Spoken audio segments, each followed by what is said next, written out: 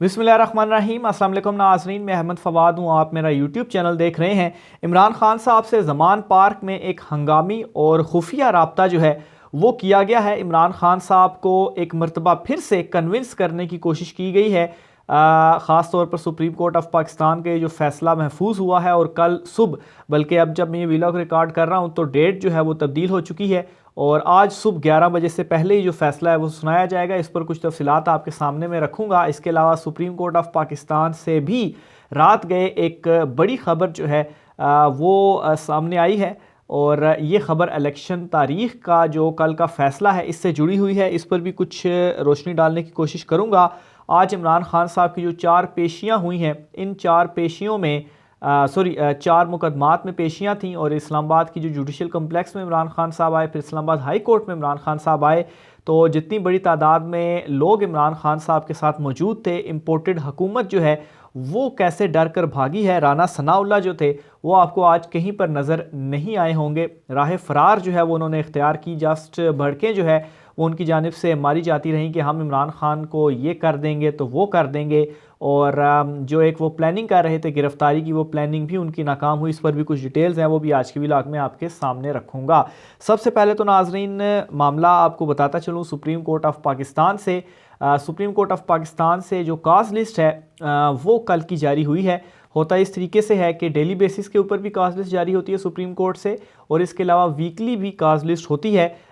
लेकिन अगर उसमें कुछ तब्दीली करना पड़ जाए तो सप्लीमेंटली जो काज लिस्ट होती है वो जारी की जाती है। अब कल की जो काज लिस्ट है वो जारी की गई है, और इस काज लिस्ट के मुताबिक चीफ जस्टिस उमर अताब बंदयाल जो हैं वो कल किसी भी केस की समाअत नहीं करेंगे। और इसके अलावा जो इनके साथ जो ये 5 रुकनी बेंच था, जो दीगर 4 जजेस हैं, कल 11:30 बजे से पहले पहले ये दीगर 4 जजेस भी किसी भी केस की जो समाअत है वो नहीं करेंगे। यानी कि सुप्रीम कोर्ट ऑफ पाकिस्तान का जो फ़ैसला महफूज उन्होंने किया हुआ है उसके ऊपर जो ऑर्डर है वो रेडी किया जा रहा है, और 11:30 बजे से, क्योंकि जो फ़ैसला है वो ये कहा गया कि 11 बजे से पहले पहले सुनाया जाएगा, तो उससे पहले पहले ज़ाहिर सी बात है फ़ैसला आपने ऑर्डर लिखवाना होता है, तो उसमें जो जजेस हैं वो मसरूफ़ हैं। फिर इसके अलावा नाजरीन एक और अहम मामला ये हुआ है कि जस्टिस कादी फ़ाइज़ ईसा साहब, जिन्होंने आज मुकदमा सुनने से इनकार किया था बेंच तब्दीली की वजह से, तो कल उनका भी कोई जो बेंच है वो नहीं है, वो भी किसी केस की जो समाअत है वो कल नहीं करेंगे। तो बहरहाल सुप्रीम कोर्ट ऑफ पाकिस्तान में ये तो एक आज भी अनाउंसमेंट होगी, 11 बजे से पहले पहले एक बड़ा जो फ़ैसला है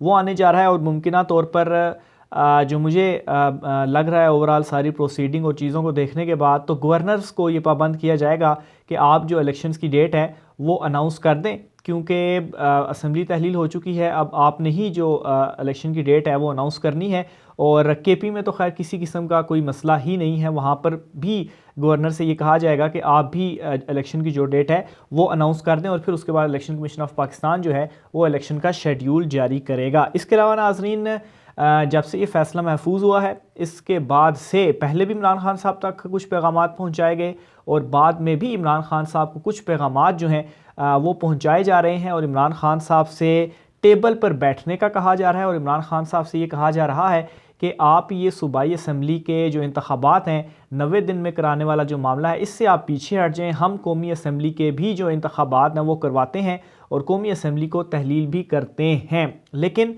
और ये राब्ता नाजरीन एक और ये हुआ है, और एक हकूमती शख्सियत के थ्रू ये राब्ता किया गया है।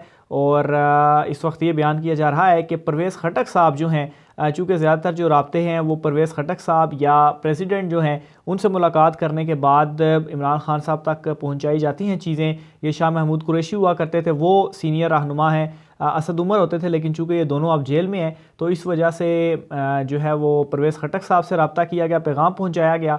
लेकिन साफ साफ इमरान खान साहब का पैगाम है कि आइनी तौर पर 90 दिन में इलेक्शंस करवाने हैं, तो इसके आप इलेक्शंस करवाएं। बाकी जो कौमी असम्बली के हैं वो अक्टूबर में होते हैं, तो ठीक है, पहले तहलील होती हैं तो पहले तहलील कर दें। तो इस वक्त जो है वो ये असाबी जो जंग है वो इमरान खान साहब ना सिर्फ जीत चुके हैं, बल्कि बहुत पहले ही इमरान खान साहब ये जीत चुके थे। और आप जस्ट ये देख लें कि तकरीबन कोई 15-20 दिन हो चुके हैं।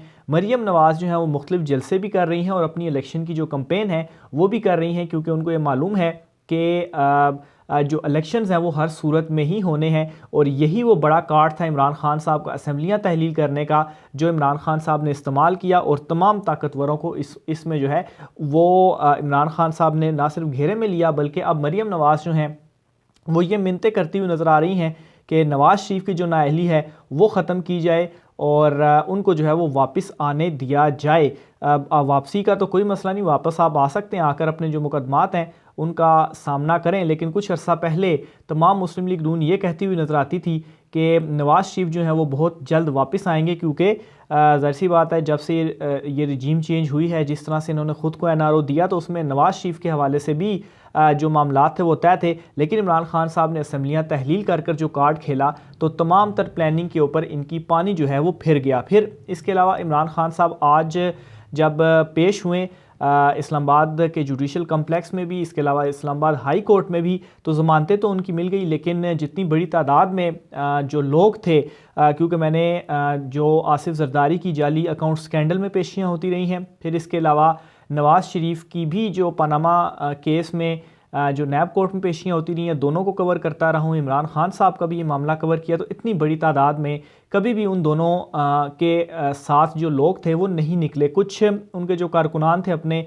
जिनको पैसे देकर वो लाते थे या जिस तरह से भी लाते थे, लेकिन कुछ थोड़ी सी तादाद में उनके जो कारकुनान थे वो ज़रूर उनके साथ आते थे, लेकिन इतनी बड़ी तादाद में कभी भी उनके साथ लोग जो हैं वो नहीं निकाल पाए। और ये सारे के सारे जो लोग थे वो सिर्फ इमरान खान साहब के, फर्स्ट टाइम मैंने देखा है कि इमरान खान साहब के साथ इतनी बड़ी तादाद में जो लोग हैं वो निकले हैं। और इस बड़ी तादाद को देखकर पीटीएम जो है वो इस कदर घबरा चुकी है कि अपनी घबराहट का जो ऐलान है वो बाकायदा तौर पर वो कर रहे हैं। सबसे पहले तो सेनेटर शहरी रहमान जो हैं वो कहती हैं कि पहले लाहौर और आज इस्लामाबाद हाई कोर्ट में तमाशा लगाया जा रहा है। इमरान खान कोर्ट पर असरअंदाज होने और गिरफ्तारी से बचने के लिए जुलूस और मुजाहरे के साथ पेश हो रहे हैं। यानी कि अगर लोग इमरान खान साहब से जो है वो इजहार यकजहती के लिए वो अदालत पेश होते हैं, तो उनके साथ आते हैं, तो इसका मतलब ये है कि वो अदालतों के ऊपर असरअंदाज हो रहे हैं। तो फिर जब बिलावल भुट्टो को नैब ने बुलाया था, तो तब पीपल्स पार्टी के साथ भी थोड़े से लोग आए थे, लेकिन लोग तो ज़रूर आए थे और आपने बड़ी कोशिश की थी कारकुनों को निकालने की। और क्या फिर उस वक्त आप नैब के ऊपर असरअंदाज हो रहे थे? लेकिन अब चूँकि ये घबरा चुके हैं, तो घबराहट में सच जो है वो मुंह से निकलता ही है। तो ये सच जो है वो आज निकल चुका है कि ये घबराए हुए हैं, और इस कदर घबराए हुए हैं कि इन्हें समझ भी नहीं लग रही कि ये क्या करें। फिर इसी तरह से नून लीग की रहनुमा हैं उज़मा बुखारी, वो कहती हैं कि बनती है भाई, ये इमरान खान की ज़मानत के ऊपर उन्होंने कहा है, बनती है भाई, आखिर गुंडा गर्दी का असर होता है, गेट तोड़े, पुलिस को मारा, वर्दियाँ फाड़ी, जुडिशल कम्प्लेक्स को यरगमाल बनाया, तो क्या बड़ी बात है। तो इनके लिए भी सेम है, जब नवाज शरीफ पनामा में केस होते थे तो वो तो अपने कारकुनों को लेकर आते थे, तो क्या वो इसलिए कारकुनों को लेकर आते थे कि आकर अदालत के ऊपर असरअंदाज हुआ जाए? तो वजह साफ़ है कि इतनी बड़ी तादाद में लोग जो इमरान खान साहब के साथ निकल रहे हैं उससे ये घबराए हुए हैं। फिर इसी तरीके से आज़म नज़ीर जो अताउल्लाह तारड़ साहब हैं, वो आज एक शो में बैठे हुए थे और उनसे जब इलेक्शंस के हवाले से पूछा गया कि इलेक्शंस जो हैं वो तो होंगे, तो उनका ये कहना था कि ठीक है, इलेक्शंस अगर होते भी हैं तो अब ये तो नहीं होगा कि इमरान खान साहब ने हर नशिस्त के ऊपर इलेक्शन लड़ना है, दीगर लोग भी जो है वो लड़ेंगे। यानी कि वो इमरान खान साहब से इस कदर घबराए हुए हैं कि उनको इस चीज़ में भी रिलीफ नज़र आ रहा है कि इमरान खान शुक्र है कि हर नशिस्त के ऊपर खड़ा नहीं हो रहा, क्योंकि अगर इमरान खान हर नशिस्त के ऊपर खड़ा होगा तो वो हर नशिस्त से जीतेगा। लेकिन ये भी उनकी गलतफहमी है। अभी जो NA 193 राजनपुर का इलेक्शन हुआ है, वो इलेक्शन आपके सामने है। 47% वहाँ का टर्न आउट था और 35,000 के मार्जिन से इमरान खान साहब ने वो जो इलेक्शन था वो जीता था। तो बिल्कुल ये घबराए हुए हैं, ख़ास तौर पर अवाम को इस वक्त देकर। इसी वजह से एक तो अब ये ख़ुद पैगामात जो हैं वो पहुंचा रहे हैं इमरान खान साहब को। और इस सारे मामले में राना सनाउल्लाह जो हैं वो बिल्कुल ही फ़रार है मामले से। आज इस्लामाबाद में इमरान खान साहब की पेशी थी, इवन के वारंट भी उनके जारी हो गए। बड़ी प्लानिंग भी थी राना सनाउल्लाह की, इवन के FIA की टीम्स, गाड़ियाँ वगैरह भी वहाँ पर पहुँची थी।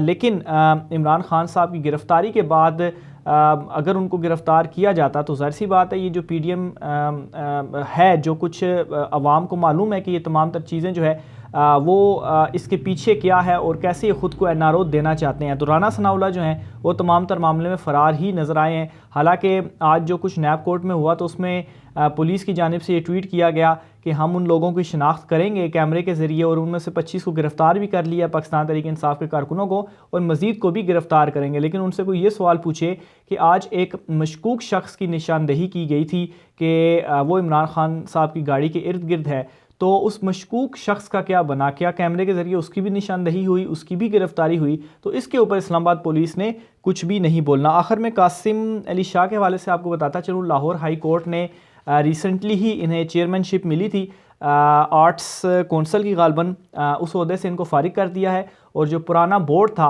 वो पुराना बोर्ड जो है वो वापस बहाल कर दिया गया। तो कासिम अली शाह जो हैं वो मेरे ख़्याल से जो मोटिवेशन वीडियोस जो वो दूसरों के लिए बनाते थे, इस वक्त इनको ज़रूरत है कि वो मोटिवेशनल वीडियोस खुद सुने। तो ये आज की डिटेल्स थी। अगले व्लॉग में आपकी खिदमत में फिर हाज़िर होऊंगा। मुझे इजाज़त दीजिए। अल्लाह हाफ़िज़।